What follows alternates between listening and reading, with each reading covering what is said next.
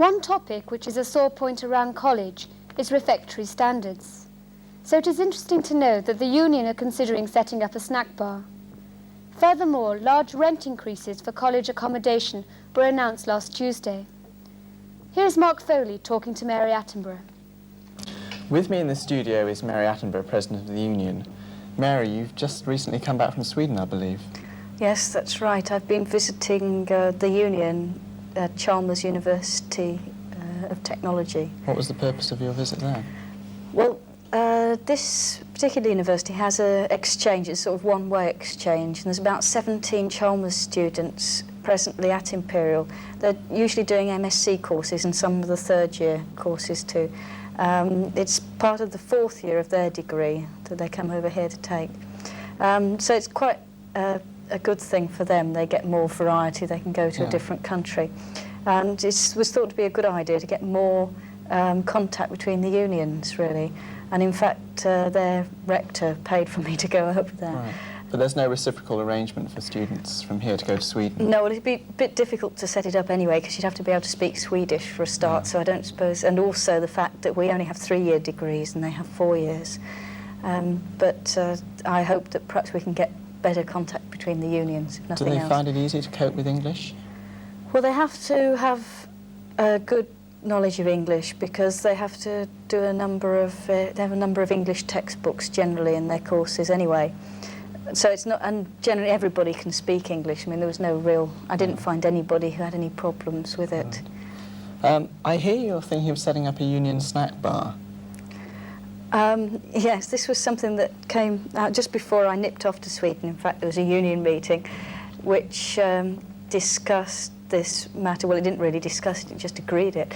What's happened, as probably everybody knows, after the boycott, we felt that we keep boycotting and we don't seem to get very far other than stopping a bit of the increases, price increases. And what we really need is some better quality and cheap food. And so we thought that at least perhaps we could provide foods of, you know, just of a snack nature, mostly cold probably. We might think about hot food later on. And perhaps also out of normal hours. At the moment, the refectories, you can't get anything at all after 7 o'clock.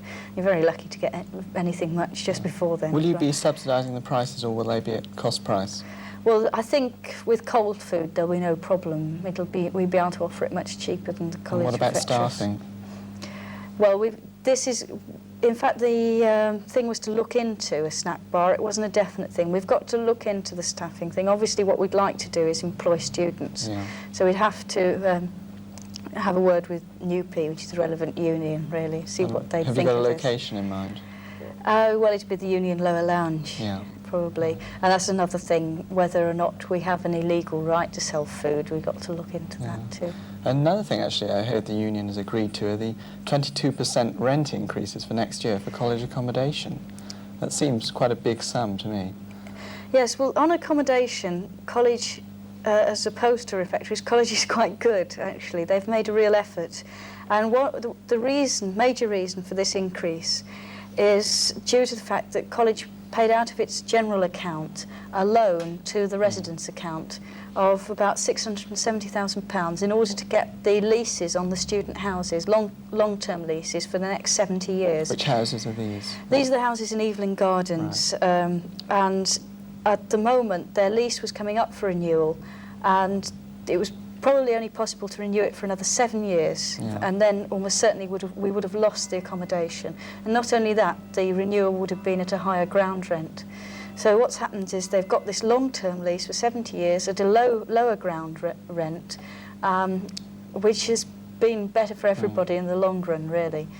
And we felt that it was very good that they'd taken that initiative to give some of their money to the residents. But does it mean that every time college buys or leases new property, everyone else is going to have to pay higher rents? If they do that, that's a possibility. But what I would have thought is that is a better situation than what we've got at the moment, which is that there isn't much opportunity for new accommodation, and people are having to live in the private sector in terrible conditions and at rents. I mean, in a survey we did from the union, people are paying rents of easily £14 a week, Yeah. and that's for very poor accommodation. Can you give me a rough idea of some of the new rent prices that are going to be enforced? Well, a single room in Southside, which is the best, is going to be £14 a week.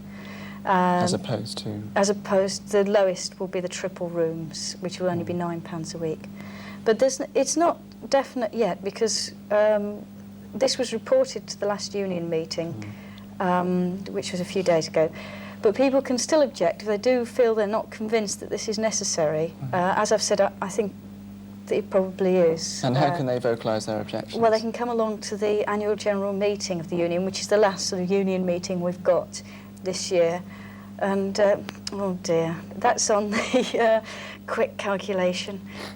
It's the Tuesday, about the 22nd of May, is it? It must be, I think. I think it must be the 22nd of May. Well, it'll be posted up, no doubt. Yes, it'll be around. Yes. Thanks very much, Mary. OK, bye. Thank you.